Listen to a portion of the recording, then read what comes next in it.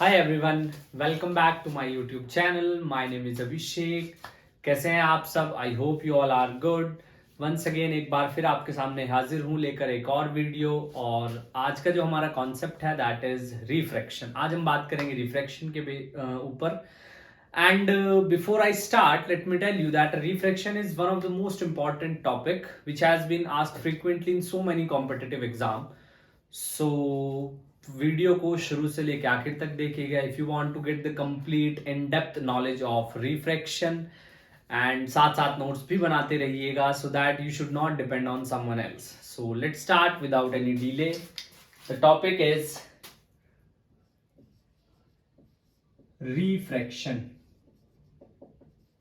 refraction.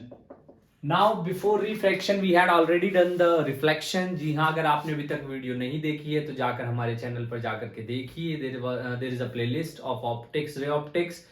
उसमें हमने अच्छे से आपको मिरर्स, स्फेरिकल मिरर्स, फिर image formation by spherical mirrors, then reflection, इन सब को बहुत इन डेप्थ आपको बताया along with some numericals. So पहले उसको देखिए एंड देन स्टार्ट करते हैं रिफ्रैक्शन। रिफ्रैक्शन की बात करते हैं। सी what is refraction? It is basically bending of light when it travels from one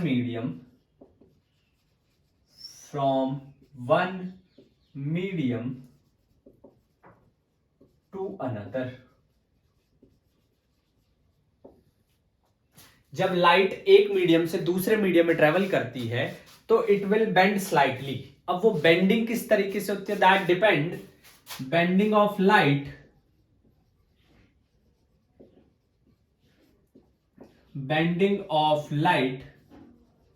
depends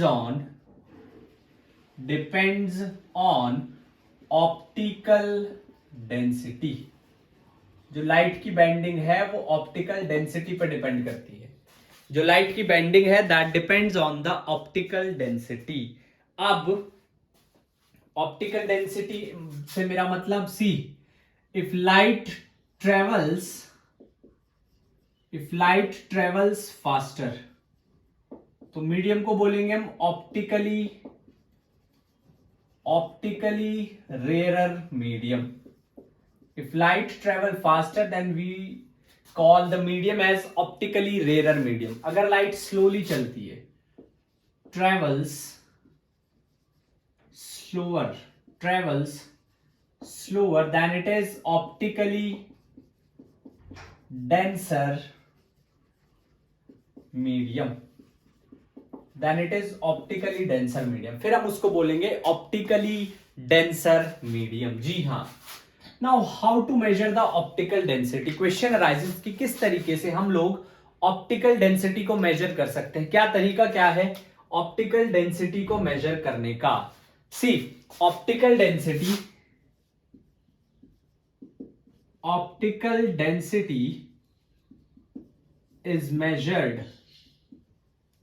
is measured in terms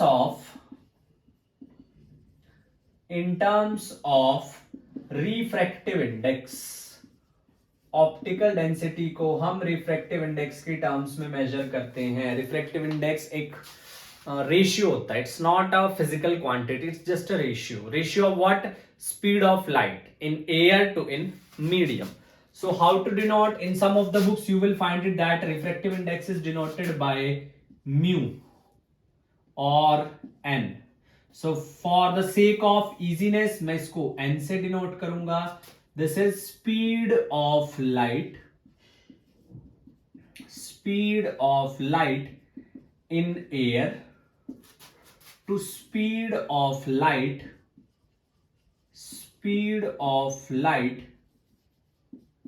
in medium. Light की स्पीड एयर में कितनी है और लाइट की स्पीड मीडियम में कितनी है? लाइट की स्पीड एयर में कितनी है और लाइट की स्पीड मीडियम में कितनी है, उसको हम बोलते हैं रिफ्रैक्टिव इंडेक्स। लाइट की स्पीड एयर में c है, मीडियम में v है। If I want to check refractive index of, let's say, air, air, तो जितनी लाइट की स्पीड एयर में है, दोनों एयर है, तो it will be 1. For air refractive index is 1. For air refractive index is 1. The second important thing is, now see, refractive index is of two types. Yes, first one is absolute, that is in reference to absolute refractive index. Absolute refractive index, which is in reference to air, and it is always greater than 1. Because greater than 1, अगर आप उसको थोड़ा ध्यान से समझेंगे, हमने आपको बताया है refractive index speed of light in air to speed of light in medium. In medium, अब लाइट की स्पीड मैक्सिमम एयर में ही हो सकते, तो डिनोमिनेटर एयर की स्पीड से ज्यादा नहीं होगा, एयर में लाइट की स्पीड से ज्यादा नहीं होगा, तो ये ओवरऑल जो फैक्टर है हमेशा 1 से बड़ा होगा, डिनोमिनेटर कभी न्यूमरेटर से बड़ा नहीं होगा. ठीक है जी. So it is always greater than 1. It is always greater than 1. Second is relative refractive index. Relative refractive index.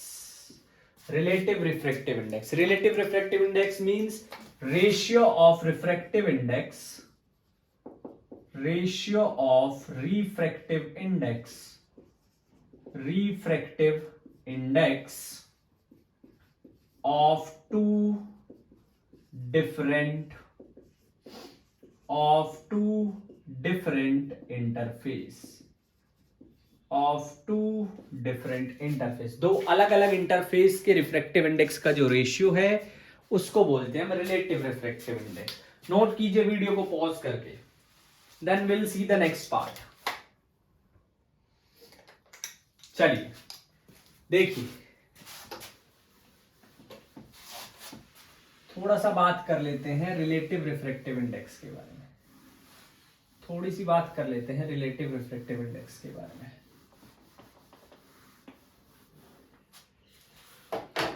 Suppose that I have two interfaces. ऐसे इंटरफेस है मेरे पास. This is A, this is B and this is C. तो if I need to calculate this refractive index, इसको बोल रहा हूं N A B, इसको बोल रहा हूं एन बी सी. मुझे इन दोनों का रिफ्रैक्टिव इंडेक्स कैलकुलेट करना है. तो n A B is what? Speed of light in A to speed of light in B. ऐसे लिख लेते हैं, speed of light in A to speed of light in B. And what is N B C? Speed of light in B to speed of light in C. If I just want to calculate NAB, NAC, so this will be VA upon VB into VB upon VC. So NAB, NAC will be VA upon VC. This is relative refractive index. हम इसको ऐसे भी समझ सकते हैं. Suppose this is air, this is water, and that the third one is glass. One is air, second is water, the third one is glass. The third one is glass. Now see, अब हमारे पास जो air है, air के अंदर light की जो velocity है वो 1 है. एयर के अंदर जो लाइट की वेलोसिटी है दैट इज 1. वाटर के अंदर लाइट की वेलोसिटी कुछ और होगी. And the third one is glass. Glass के अंदर लाइट की वेलोसिटी कुछ और होगी. सो दैट डिपेंड्स, वो डिपेंड करता है. तो first of all I will calculate it like this, that is water into air, that is refractive index of water divided by refractive index of air. Refractive index of water divided by refractive index of air. Second is glass NW, that is refractive index of glass by refractive index of water. And that depends, like if I just want to calculate WNA multiply G N W. So that is NW upon NA into NG upon NW. So W NA into G NW. This comes out to be NG upon NA, which can be written as GNA. जिसको हम लिख सकते हैं कुछ ऐसे, तो आपको इसको समझना है, आपको इसको बार बार समझना है एंड तरीके से समझना है. सो चलिए अब देखिए जरा some important points. How will light refract, like when it travels from rare to denser और when it's travel from denser to rare. Rare से डेंसर जाएगी, डेंसर से रेयर जाएगी, तो किस तरीके से जो है बेंड होगी वो देख लेते हैं. तो सबसे पहले is when light travel from rare to denser. जब लाइट रेयर से डेंसर में जाएगी, when light travels from rare to denser, तब क्या होगा देखिए जरा. दिस इज द इंटरफेस, ये इंटरफेस है, ये लाइट इंसिडेंट हो रही है, that is the normal. So when light travel from rare to denser, so its velocity will decreases, क्योंकि रेयर में वेलोसिटी ज्यादा है, डेंसर में कम है. So when it travel from rear to denser, it will bend towards the normal. This is theta I, angle of incidence. This is theta R, angle of refraction. In condition of without any interface, this is del. Del is angle of deviation. Del is angle of deviation. Del जो है वो है angle of deviation. Yes, del is angle of deviation. See, this is when light travel from rear to denser, it bends towards the normal. It bends towards the normal. Normal की तरफ झुक जाएगी. Yes, it bends toward the normal जब rear से denser जाएगी. Next point है second one, when it travels from denser to rarer. अगर denser से rarer की तरफ जाएगी तो क्या होगा वो भी थोड़ा समझ लेते हैं. If it bend from denser to rarer, when light travels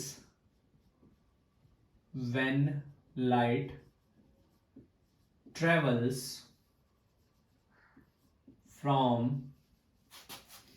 denser to rarer, जब लाइट जाएगी डेंसर से रेयर में, जब लाइट जाएगी डेंसर से रेयर में, इसका ऑपोजिट तो क्या होगा देखिए जरा. ऐसे, and it will bend away from the normal. Theta i, theta r. In case of this del, del is theta i minus theta r. Del जो है वो है theta i minus theta r. Del को हम बोलेंगे theta i minus theta r. This is the angle of minimum deviation. ये दो important phenomena है. डायरेक्ट क्वेश्चन आपको ना भी मिले बट इनका यूज बहुत होगा. Yes, these two results have been used frequently. ये दो जो रिजल्ट हैं बहुत फ्रीक्वेंटली यूज होंगे. तो चलिए जी, let's start with that. Let's see the next one. अगले टॉपिक की बात करते हैं.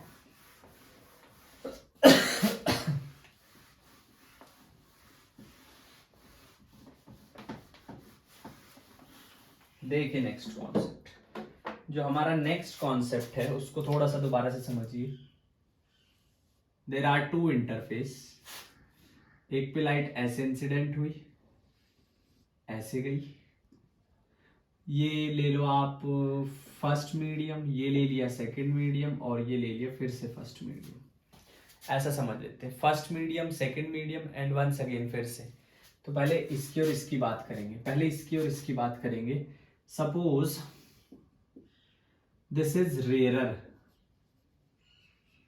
This is of course denser and this is rare. तो पहले इसकी बात करते हैं. तो जब लाइट रेयर से डेंसर जा रही है तो bend towards the normal.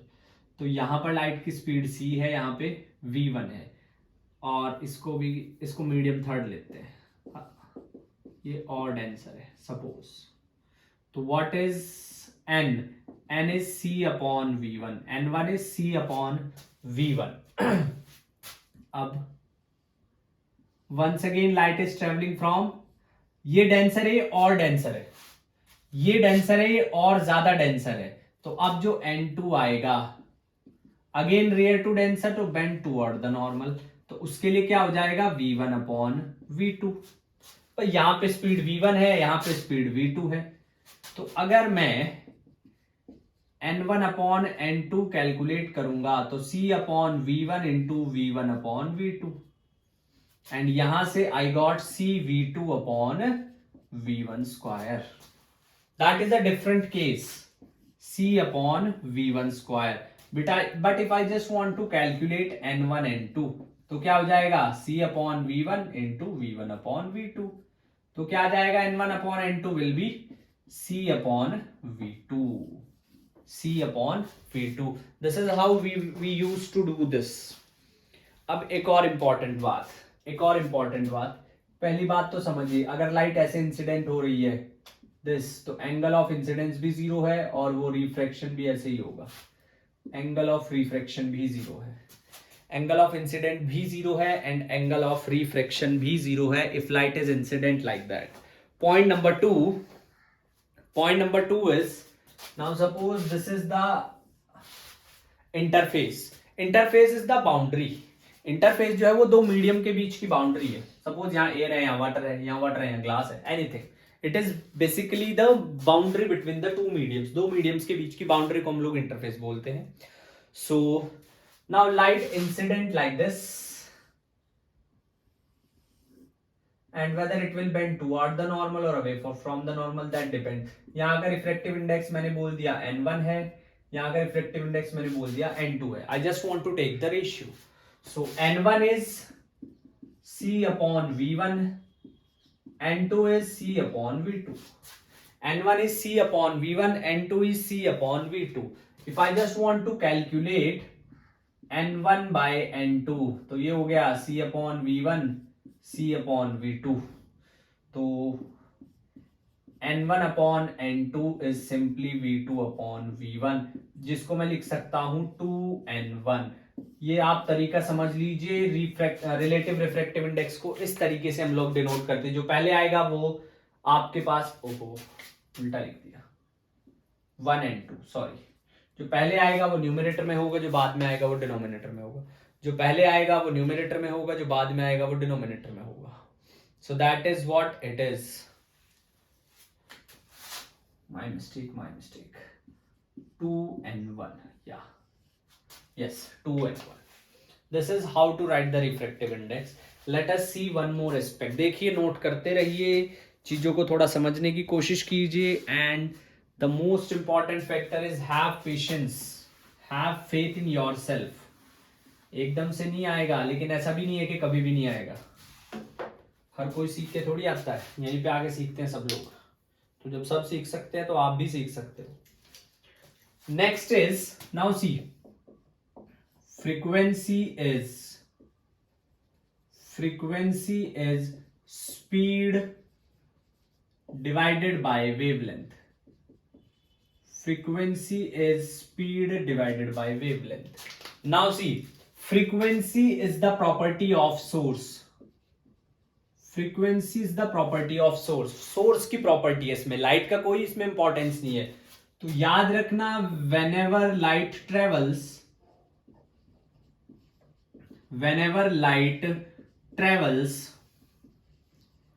from one medium to another,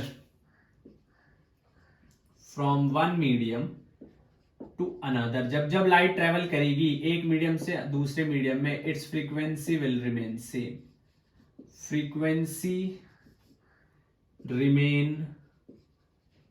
same. अब फ्रीक्वेंसी सेम तो रहती है तो सबको पता, बट क्यों रहती है ये बहुत कम लोगों को पता होता है.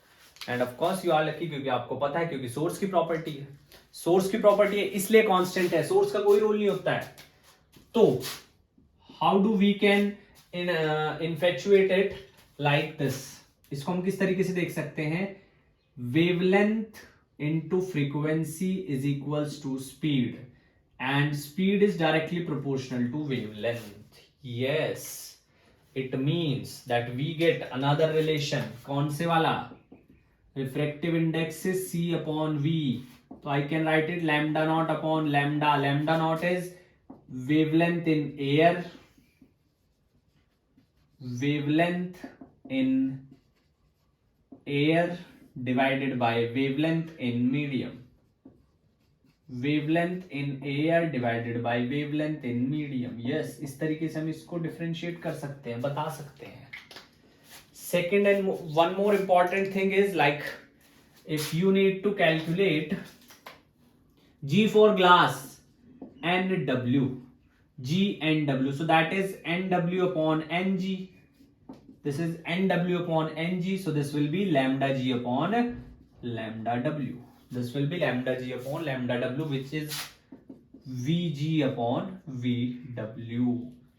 इसको इस तरीके से भी हम लोग लिख सकते हैं. Yes, we can write it like this also. इस तरीके से भी हम इसको लिख सकते हैं. सबसे सिंपल तरीका आप इसको ऐसे लिख लीजिए, A N B. This is N B upon N A, lambda A upon lambda B, V A upon V B. इस तरीके से हम इसको लिख सकते हैं. Yes, we can write it like this. So this is about the relationship between refractive index, velocity and wavelength. Let's do one question so that things will get more clear. और अच्छे से आपको समझ आए. एक क्वेश्चन और कर लेते हैं.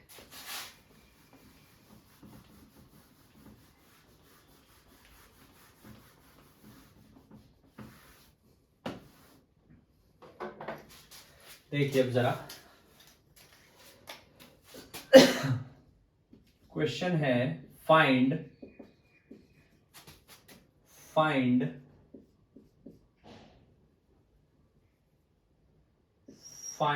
N G N W, G N W. हाँ, ये फाइंड आउट करना है. If Vg, velocity in glass is 2 into 10 raised to the power 8 meter per second, and velocity of light in water is 2.25 10 raised to the power 8 meter per second. तो हमें find out करना है. Then we need to find out this. तो देखिए जरा solution. सबसे पहले Ng, which is C upon Vg. C is 3 into 10 raised to the power 8, 2 into 10 raised to the power 8, which comes out to be 1.5. 1.5. This is the first part. Second one is NW. C upon NW. Sorry. C upon VW, which is 3 into 10 raised to the power 8, 2.25 10 raised to the power 8. ये कितना आ जाएगा? 300 upon 225. I have just removed the decimal. मैंने decimal को remove कर दिया है. और यहां से ये आ जाएगा 5 4 जा 20, 5 5 जा 25, 5 6 जा 30, 0 4 by 3, 1.33. अब आपको रिफ्रैक्टिव इंडेक्स दोनों का मिल गया है, तो तीसरा फाइंड आउट कर लेंगे. C is G N W, NW NG. 1.33, 1.33, 1.5. ये हमारे पास जो है, this is how we gonna calculate it. इस तरीके से हम कैलकुलेट कर सकते हैं. चलिए एक क्वेश्चन वेवलेंथ पे भी देख लेते हैं. Let's see one more question on wavelength. Wavelength की भी बात कर लेते हैं. देखिए जरा वेवलेंथ पे.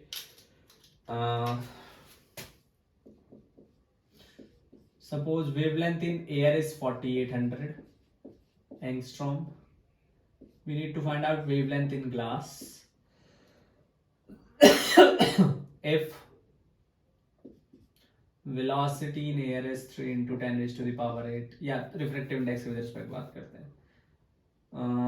N of air is 1 and N of glass is 1.5. The solution. N A upon N G is equals to lambda G upon lambda A. तो lambda G is N A upon N G into lambda A.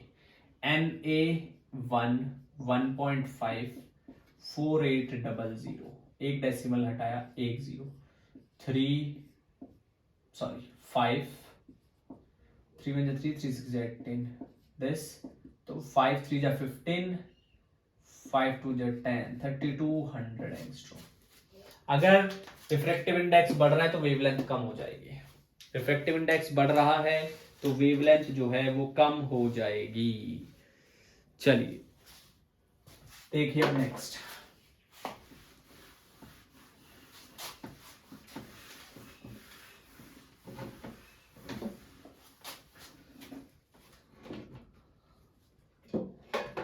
Remove all the distraction as the board exam as well as the other competitive exam are approaching. पढ़ाई पर थोड़ा ध्यान दीजिए and of course make yourself memorable for your parents.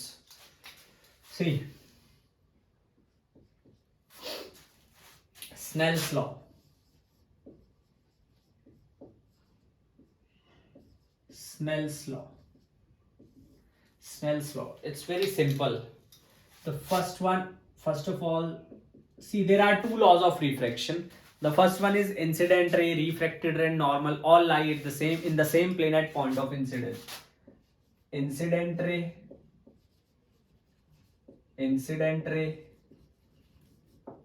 refracted ray,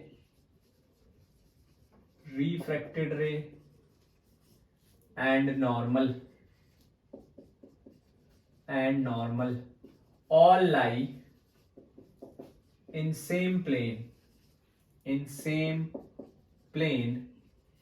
at point of incidence.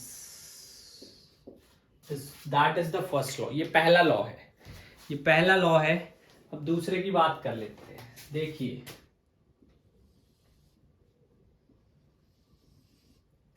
ये हमारे पास एक interface है, ये हमारे पास एक इंटरफेस है। नेक्स्ट थिंग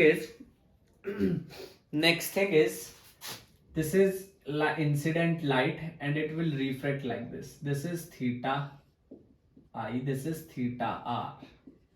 ये है μ1 और ये है μ2। ये है μ1, ये है μ2। तो स्नेल्स लॉ क्या कहता है? स्नेल्स लॉ ये कहता है ratio of sine of angle of incidence and angle of refraction is ratio of sine of angle of incidence and angle of refraction is basically, यहां पे म्यू से, चलो n से डिनोट करूंगा तो भूल जाता हूं, तो इसलिए आप लोग ठीक करते रहना। n2 अपॉन n1 और this is n1 sine theta I, n2 sine theta are. n1 sine theta I, n2 sine theta are. n1 sine theta I है, n2 साइन थीटा आर है। This is the Snell's law. ये है हमारे पास Snell's law, sine theta I, sine theta R. एक question देख लो, interface ऐसे, इंटरफेस ऐसे, इसको मान लेते हैं 30 डिग्री। यहां का refractive index n1 is 1, n2 को बोल दो √3। r बताना है, तो using Snell's law n1 sine 30, n2 sine r। n1 is 1 sine 30 1/2, n2 √3 into sine r। तो sine r is 1 upon √3 into 2। This is sine r। इस तरीके से you can find out that what will be the value, किस तरीके से क्या value होगी sign आई और साइन आर की।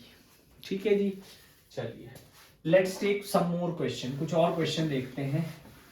देखो जी, माई ऑप्टिमम और final goal is to make at least one of you capable, कि वो इस सब्जेक्ट को एज अ फॉर्मेलिटी ना लेकर के, it's a very interesting subject, that's why most of the exam you have to study it. एक और क्वेश्चन लेते हैं, एक और आसान सा सवाल ले लेते हैं। चलिए, there are two interfaces like this. Light incident हुई यहां पर, रिफ्रैक्ट हुई यहां पर, और ऐसे। This is I and that is E. ये आई है, ये ई है, yes, and there are three different mediums.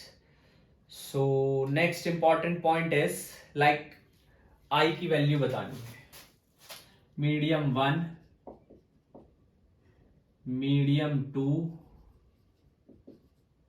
Medium 3। We have three different mediums, medium 1, medium 2, medium 3। एक मिनट के लिए पॉज करके सॉल्व कीजिए, आंसर बताइए कितना है, चेक कीजिएगा सही आया नहीं आया।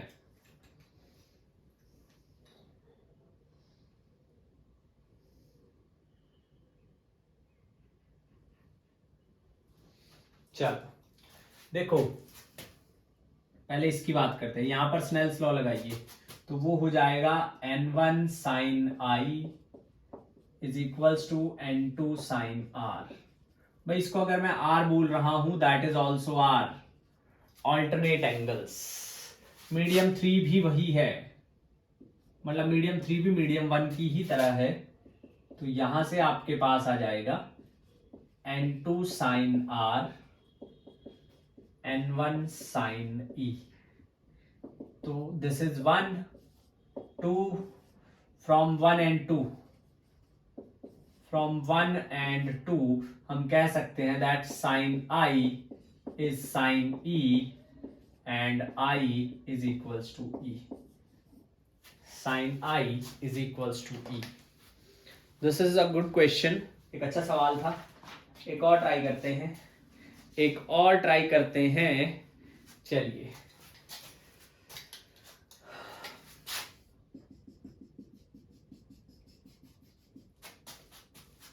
light is incident from there.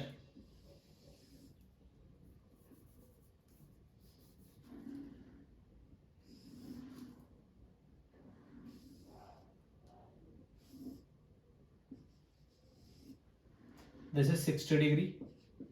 You have to tell me what is E.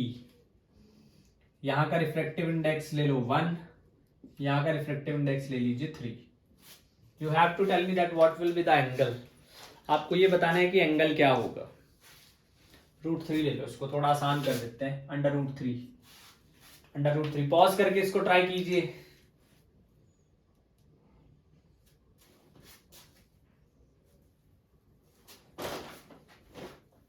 हो गया?